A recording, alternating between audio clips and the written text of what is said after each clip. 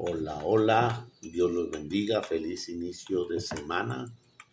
Hoy, lunes 1 de abril, bendiciones a todos. Estamos celebrando a San Hugo en el año 1132.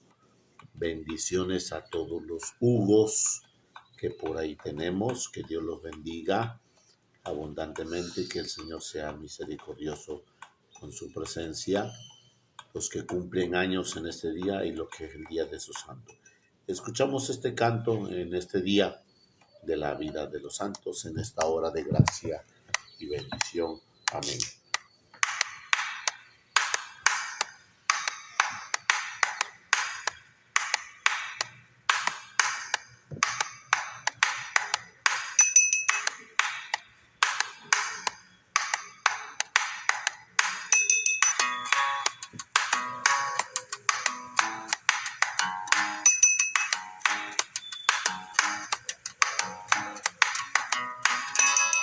El día de Pentecostés, en un aposento alto. El día de Pentecostés, en un aposento alto, se reunieron los discípulos, pidiendo Espíritu Santo. Se reunieron los discípulos, pidiendo Espíritu Santo. Y la madre de Jesús, que estaba entre los santos, y la madre de Jesús, que estaba entre los santos, todos allí recibieron poder y Espíritu Santo. Todos allí recibieron poder y Espíritu Santo, y por eso, y si le alabas, y si le alabas, y si le alabas, y si le alabas, y si le cantas, y si le cantas, y si le cantas, y si le cantas. Marta le dijo a Jesús: mi hermano se me murió. Marta le dijo a Jesús: mi hermano se me murió. Marta, quita la piedra, verás la resurrección. Marta, quita la piedra, verás la resurrección. Yo te he dicho que si crees, verás la gloria de Dios. Yo te he dicho que si crees, verás la gloria de Dios. Y por eso, y si le alabas, y si le alabas, y si le alabas, y si le alabas, y si le cantas, y si le cantas, y si le cantas, y si le cantas.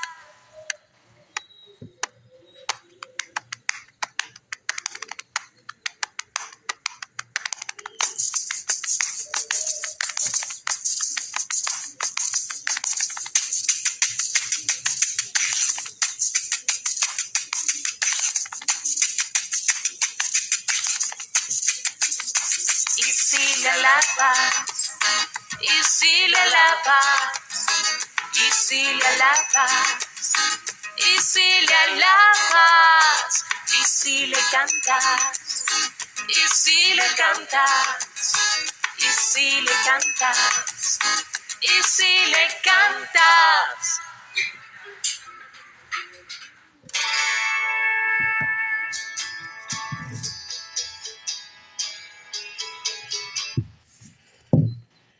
En el nombre del Padre, del Hijo, del Espíritu Santo. Amén. San Hugo en el año 1132.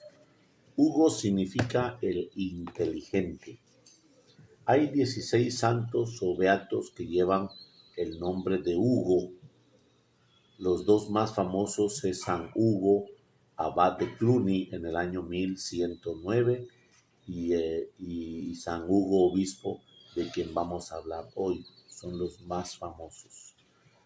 San Hugo nació en Francia en el año 1052. Su padre Odilon, que se había casado 2 veces, al quedar viudo por segunda vez se hizo monje cartujo y murió a la edad de 100 años, teniendo el consuelo de que le aplicarían los últimos sacramentos y la ayudaran a bien morir si hijos, sin hijos, ya que era obispo. A los 28 años, nuestro santo ya era instruido en ciencias eclesiásticas y tan agradable en su trato y tan excelentes conductas que su obispo lo llevó como secretario a una reunión de obispos que se celebraba en Aviñón en el año 1080 para tratar de poner remedio a los desórdenes que habían en la diócesis de Grenoble. Allá, en esa reunión o sínodo de obispos, opinaron que el más apto para poner orden en Grenoble era el joven Hugo, y le propusieron que se hiciera ordenar sacerdote porque era un simple laico.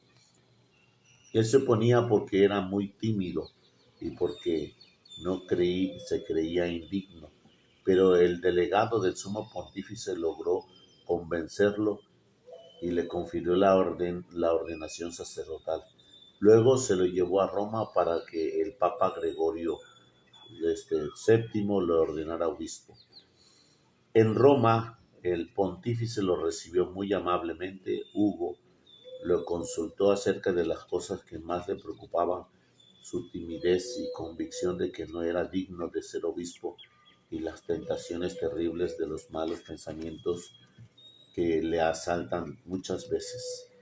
El pontífice lo anima diciéndole, y cuando Dios da un cargo o una responsabilidad, se compromete a dar a las personas la gracia y la ayuda necesarias para lograr cumplir bien esa obligación, y que los pensamientos aún lleguen por montones a la cabeza con tal de que no se consienta ni que se dejen estar con gusto en nuestros cerebros. No son pecados ni quitan la amistad con Dios. San Gregorio VII ordenó obispo al joven Hugo, que solo tenía 28 años.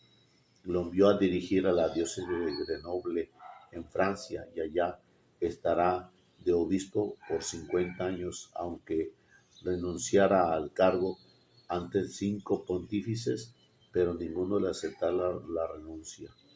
Al llegar a Grenoble encontró que la situación de la diócesis era desastrosa y quedó aterrado ante los desórdenes que allí se cometían.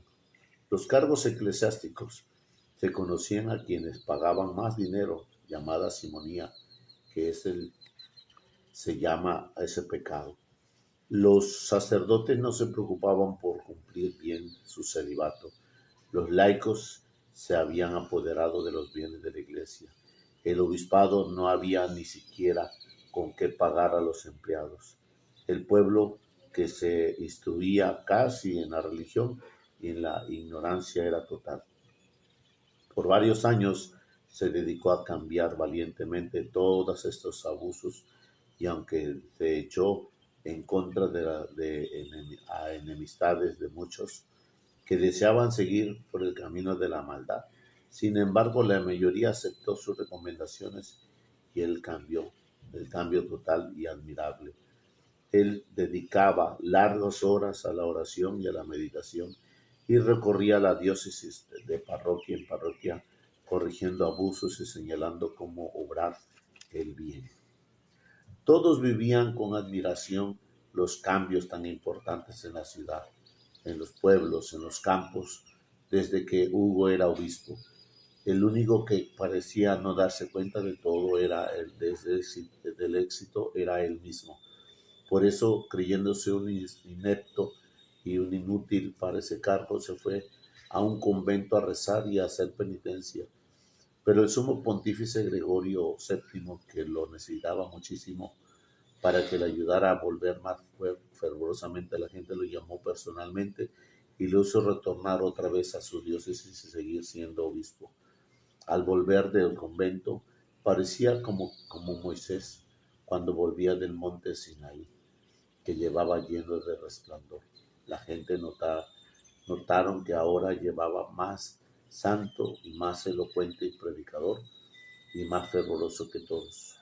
Un día llegó a San Bruno con 7 amigos para pedirle a San Hugo. Un día llegó San Bruno con seis amigos a pedirle a San Hugo que le concediera un sitio donde fundar un convento con gran rigidez para los que quisieran hacerse santos de esa base de oración y silencio, ayunos, estudios y meditación. El santo obispo se dio un sitio llamado Cartuja. Allí en esas tierras despiertas y apartadas, desiertas y apartadas, fue fundada el orden de los cartujos, donde el silencio es perpetuo. Habla el domingo, solamente hablan el domingo de Pascua, y donde el ayuno, la mortificación y la oración lleva a sus religiosos una gran santidad.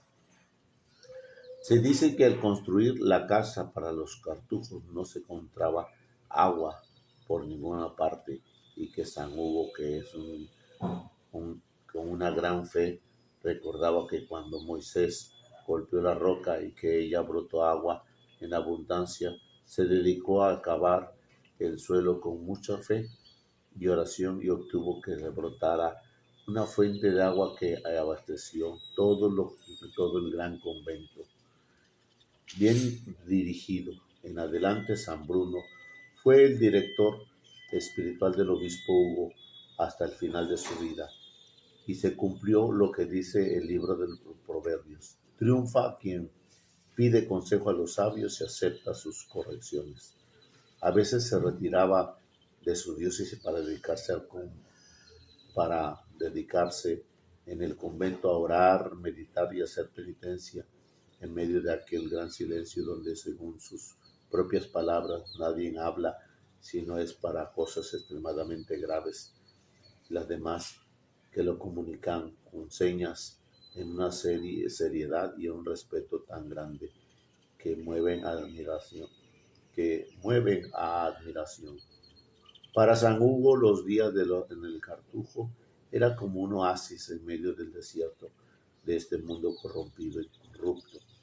Pero cuando ya llevaba varios días allí, en dirección, el director San Bruno le avisaba que Dios le quería frente a su diócesis y tenía que volver otra vez a la ciudad.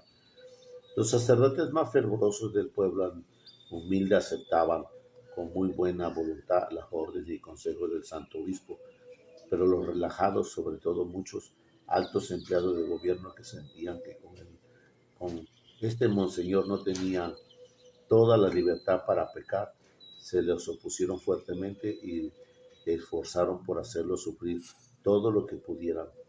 Él callaba y soportaba todo con paciencia por amor a Dios, y a los sufrimientos se les proporcionaba los enemigos de la santidad se les unían las enfermedades, trastornos gástricos que le producían dolores y le impedían ingerir los alimentos. Un dolor de cabeza continuó por 40 años.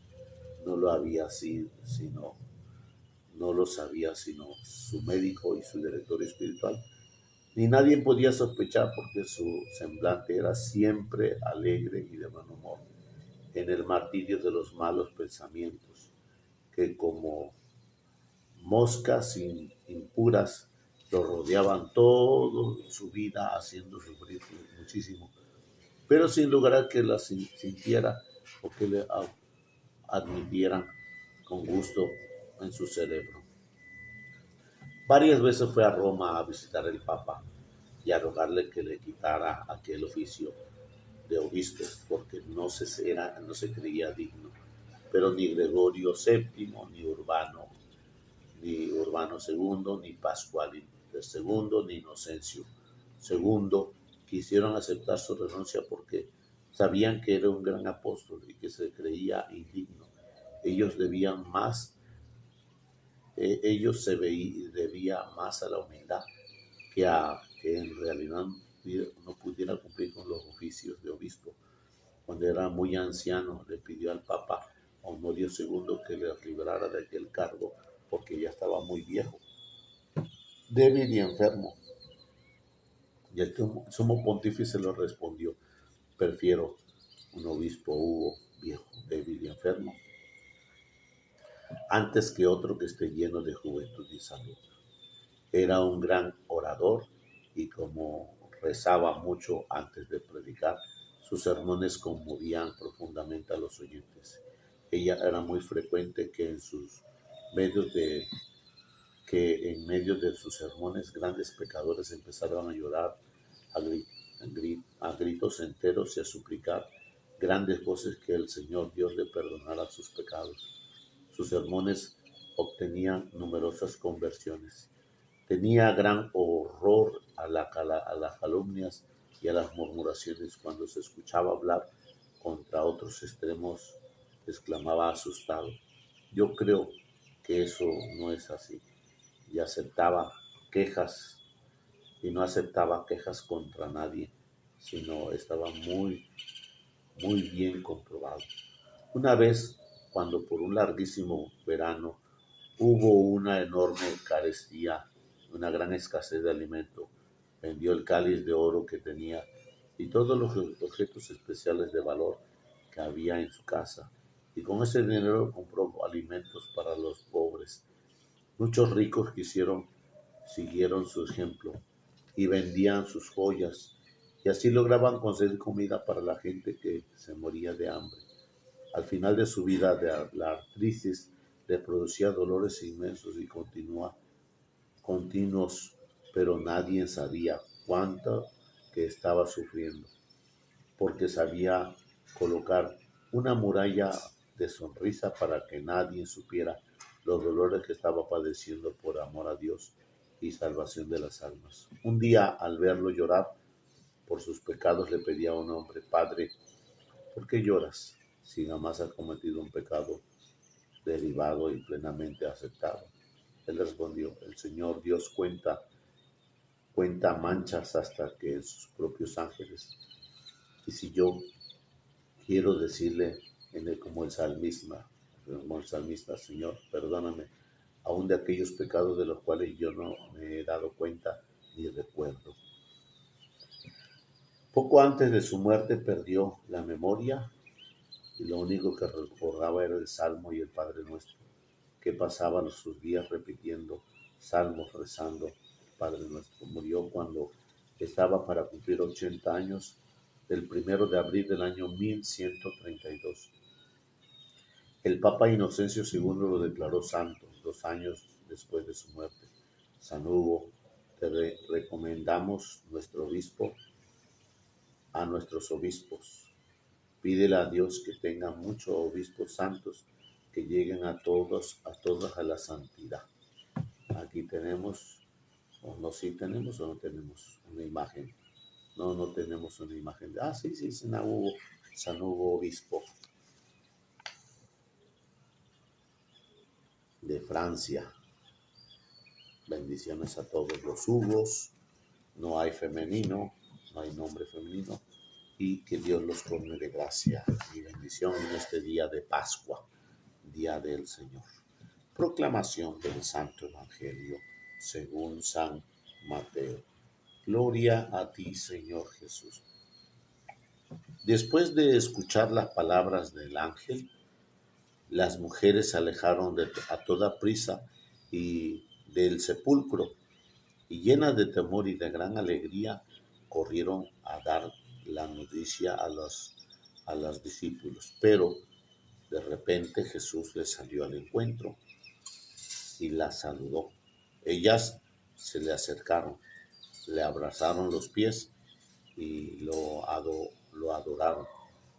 Entonces le dijo Jesús: no tengan miedo, vayan a decir a mis hermanos que se dirijan a Galilea, allá me verán. Mientras las mujeres iban de camino, algunos soldados de la guardia fueron a la ciudad y dieron parte a los sumos sacerdotes de todo lo ocurrido. Estos se reunieron con los ancianos y juntos acordaron dar una fuerte suma de dinero a los soldados con estas instrucciones: digan, durante la noche estábamos nosotros dormidos, llegaron sus discípulos y se robaron el cuerpo. Si esto llega a oídos del gobernador, nosotros nos arreglaremos con él y le enviaremos y le evitaremos cualquier complicación. Ellos tomaron el dinero y actuaron conforme a las instrucciones recibidas. Esta versión de los soldados ha sido difundida entre los judíos hasta el día de hoy. Palabra del Señor. Gloria a ti, Señor Jesús. Hoy en el Evangelio de San Mateo nos habla de que las mujeres sí vieron a Jesús, de que las mujeres sí trataron a Jesús en la resurrección. Entonces Mateo nos hace énfasis de que ellas son testigos y evangelizadoras, las primeras que promueven el Evangelio. Dice, después de haber escuchado la palabra del ángel, las mujeres se alejaron a toda prisa del sepulcro y llenas de temor y alegría.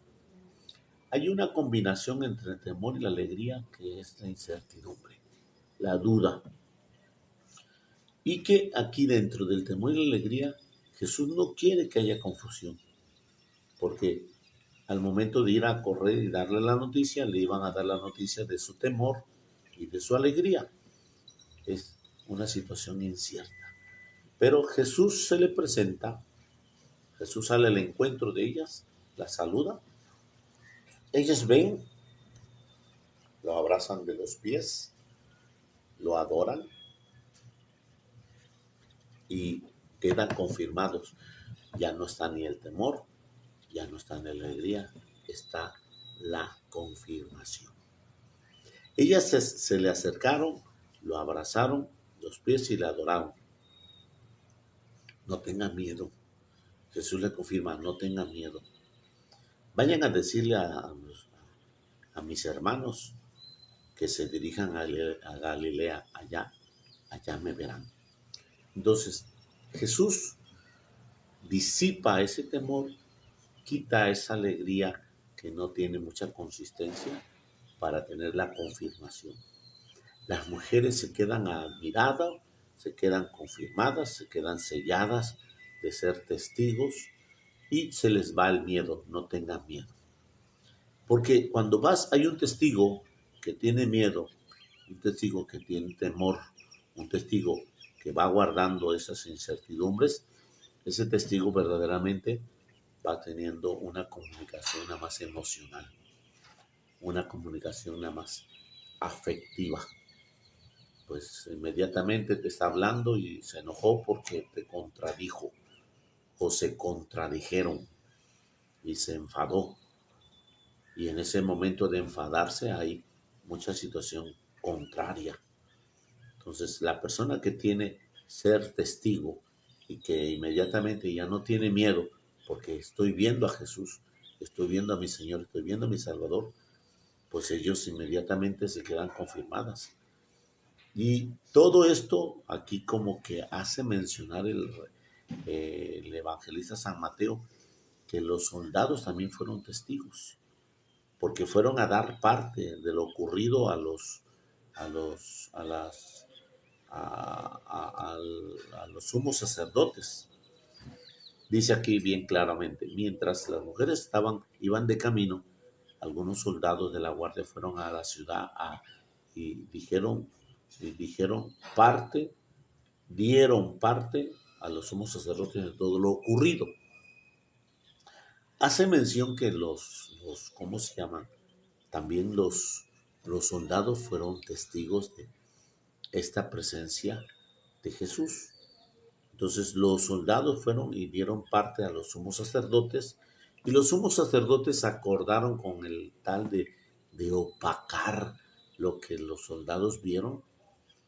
Es decir, tenemos que ocultarlo todo. Dice claramente el evangelista, digan, dice el evangelista, los ancianos y juntos acordaron dar una suma de dinero a los soldados con estas instrucciones. Digan, durante la noche que estábamos nosotros dormidos, llegaron sus discípulos y se robaron el cuerpo, cuando eso no fue verdad. Cuando pareciera que los enemigos, que eran los soldados, están más confirmados que los que fue dirigida la palabra de Dios, que eran los sumos sacerdotes y los ancianos.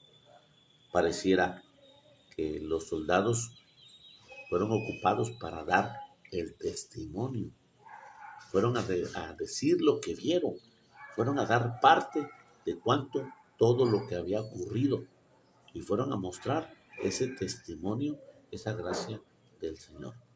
Pero los sumos sacerdotes acordaron darle cierta cantidad de dinero con el fin de que se callaran y digan esto: durante la noche nosotros nos dormimos, llegaron sus discípulos y se robaron el cuerpo.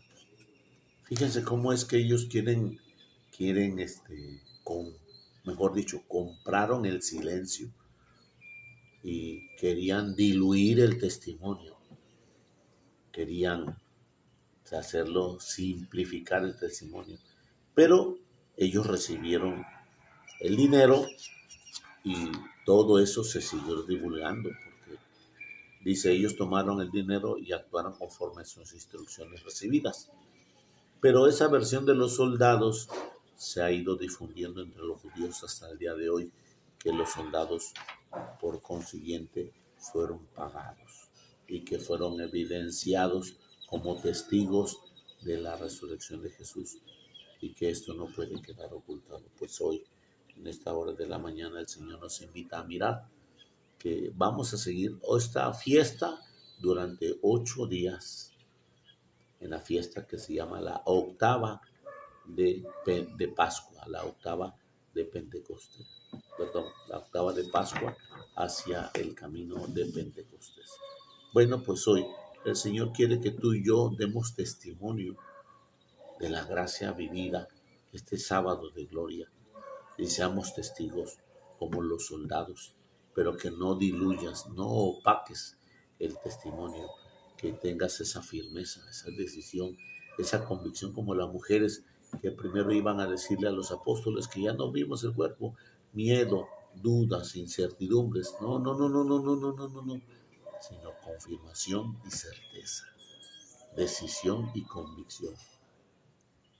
Así que hay que mirarnos qué es lo que estamos compartiendo, nuestros miedos, nuestras incertidumbres, estamos compartiendo nuestras dudas o estás compartiendo la confirmación de Jesús, la confirmación en su gracia y su bendición. Que Dios nos mire con su presencia, que la divina providencia nos sustente en cada momento para que nunca nos falte casa, vestido, sustento y el último día de nuestra vida, sus santos sacramentos. Amén. La bendición de Dios Todopoderoso, Padre, Hijo y Espíritu Santo, descienda sobre vosotros y permanezca para siempre. Feliz lunes para todos. Feliz inicio de semana. Amén. Bendiciones, los quiero. Bye.